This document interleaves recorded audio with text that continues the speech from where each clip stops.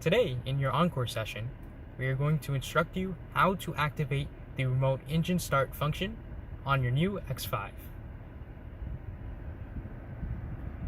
To activate this function, navigate to the AC controls. Press the menu button.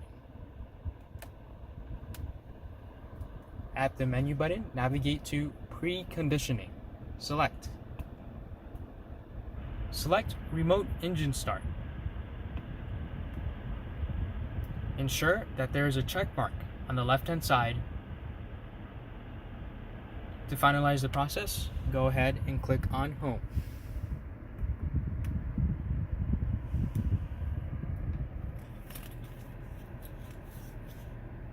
On your BMW Key Fob, to utilize this feature, you are going to press the lock button 3 times.